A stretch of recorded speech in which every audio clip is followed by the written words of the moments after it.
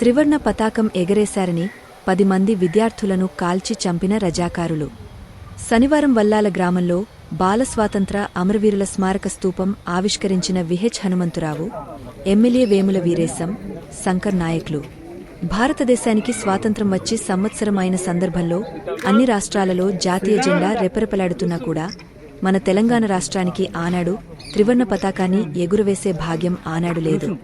కారణమేమిటంటే ఆనాడు తెలంగాణలో నిజాం పరిపాలన ఉండటమే.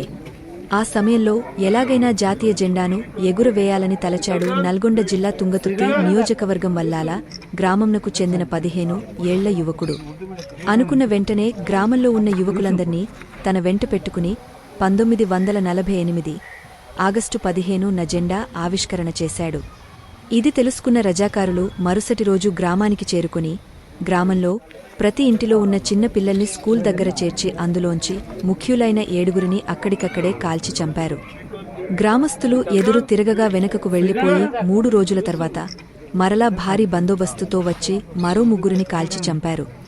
ఉమ్మడి ఆంధ్ర పాలనలో మరుగున పడిపోయిన బాల స్వాతంత్ర్య వీరుల చరిత్రను దేశంలో ఉన్న ప్రతి ఒక్కరికి తెలిపే ప్రయత్నంలో భాగంగా శనివారం విహెచ్ హనుమంతురావు, ఎమ్మెల్యే వేముల వీరేశం, శంకర్ నాయక్లు వల్లాల గ్రామానికి చేరుకుని వారి త్యాగానికి గుర్తింపుగా స్తూపాన్ని ఆవిష్కరించారు.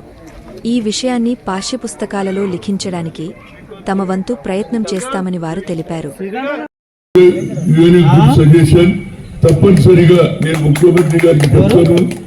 చరిత్రలో ఎందుకంటే మనం గతంలో స్వాతంత్రం ఎవరు తెచ్చిండ్రు, నెహ్రూ ఎన్నిసార్లు జైలు పోయిండు, మహాత్మా గాంధీ గారు ఏం చేసిండ్రు, ఏది ఇవన్నీ కూడా పుస్తకాలు రాసి ఇది కూడా ఒక హిస్టరీగా ఉండాలంటే మన తెలంగాణ స్కూళ్లలో ఆ రోజుల్లో జరిగినటువంటి ఇన్సిడెంట్ను రజాకారులు పోలీసు వాళ్ళు ఏదైతే 10 మంది విద్యార్థులు జెండా ఎగిరేస్తే చంపేసింది కాబట్టి దేశభక్తి ఉండాలనేది ప్రతి ఒక్క విద్యార్థి కూడా ఇది పాఠ్య పుస్తకాలలో ఇంక్లూడ్ చేయ సజెషన్ ఇచ్చినందుకు మీడియా మిత్రులకు నా ఉదయపూర్వకంగా తప్పనిసరిగా ఇది చేస్తేనే తెలుస్తుంది. మేము కూడా చిన్న ఉన్నప్పుడు అశోకుని చూడలే, జ్యోతిరావు పూలను చూడలే, అంబేద్కర్ను చూడలే, కానీ ఆయన చేసిన సిద్ధాంతాలు చదివినటువంటి విద్యార్థులకు మన మీద దేశభక్తి పెరగడానికి ఇది ఒక శుభ సూచికం.